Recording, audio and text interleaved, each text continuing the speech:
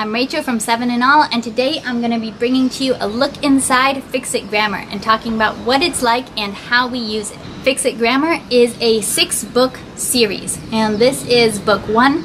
This is the only one we've used so far, but we did go ahead and just buy the first 3 books in the series, so we're at least halfway committed at this point. And I'm going to tell you a little bit, I'll show you inside how it works, how we're using it, and what I think it's good for. Alright, so here's a look inside Fix It Grammar. Fix It Grammar has a teacher's manual and a student book. You also, if you buy the teacher's manual, you can get a download of a digital student book that you can then print, which is great when you have multiple kids using the program in your family. So there's explanation of the method behind it, but the general idea is that the whole book is telling a story, and the student is going to go through this process. So the process of every day is that they have to read the sentence, they have to define the bolded vocabulary word, they fix and mark the sentence. So some sentences will have errors in them that they have to fix. Like this one doesn't have a period, so they have to add the period to the end of the sentence. They need to mark whatever they're supposed to mark, which this is just at the beginning, so all they need to mark is nouns. So they would mark soldiers, and they would mark story in this sentence. Then, after they've fixed and marked the sentence, you can go over it with them as the teacher. Then they copy the sentence correctly into their notebook. And they need to have one notebook that they're building on throughout the whole program, because they're going to be writing a consistent story. So it shouldn't be on a new page every day. It should just be the next sentence adds to that same story, adds to that same page or paragraph every day.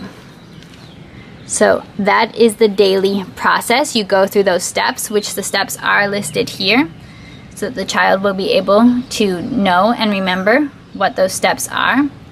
When you learn a new grammar point for the week, which is typically once a week, sometimes a week doesn't have a new one, but they have cards here in the back that you can cut out a card and add it to a little bag, and then you use these cards for review as you go. And they have the information about what it is on the back. So those are all the cards you go through in the first book. So as you go into each new week and you learn about a new grammar thing, then you have to mark something else. So the first week it was only nouns. Now we're marking articles. The next week, now we have quotation marks coming into play. So something new comes into play every week. So because we are using this with students 4th grade and up, doing just one day in a day was way too short and too easy for us. We wanted to move through this a lot faster.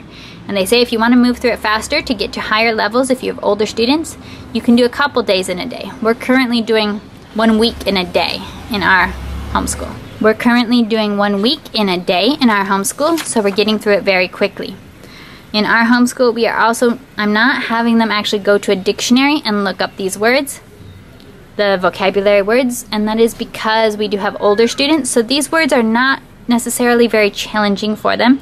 I'm just having them orally define them as we go through the story, which I think that is a good exercise as well, because just knowing what a word means in your mind and also being able to describe it, being able to describe what a word means actually is its own exercise in understanding that word thoroughly. And sometimes the kids think that they understand a word, but then they describe it to me, and I discover that, well, that's not really what it means in this case, or something like that. So we do have them orally describe it together. We're doing this as a family, as a group, so we find everything that we're supposed to mark in a sentence together. The one thing that I haven't been super fond of with the program so far, and this is probably because we're starting in an earlier level, is because a lot of times in the teacher's guide, and I'll show you some examples if I can find them, is that they have little notes that say that say, yes, this word is a gerund, it is a noun, but don't worry if your students don't mark that, or don't you don't have to mention that right now because that's too advanced for this level. And I do like advanced grammars, or yeah, here it says like, praise students if they mark they or he as nouns. These are pronouns, but they function just like nouns. And for me personally, if they were marking they or he as a noun, I wouldn't praise them for it. I would just say, hey, those are pronouns. Even though we haven't learned about it in this, I would expect my kids to have learned about it somewhere before, that those are nouns. If they had had no exposure ever to pronouns, then I would understand that. But I think that that's confusing. And also, like here, if they identify anything as a noun, praise them. So that's maybe just not me, not my style right there. So it's been one little thing that I haven't done. You know, everybody disagrees with the teacher's manual sometimes. So yeah, this is the teacher's manual where they show you what's supposed to be marked and any little notes to bring out. Here, any extra information about teaching the grammar concept. In the student book, the information about the new grammar concept is on this other page here. So this is when to start new paragraphs. They have an explanation on why would you start a new paragraph, and then you should indent it. Here's some review. Apparently I reached the review section there. It's versus its. So they have the teaching part there, and then here's where you mark. So I do think with later books in the series, we won't be going through it 1 week in a day. But for right now, that's working well for us. So that's how it works. Thank you so much for watching this video. If you have any more questions about Fix-It Grammar, definitely go ahead and ask me in the comments below. Thank you for watching. Bye!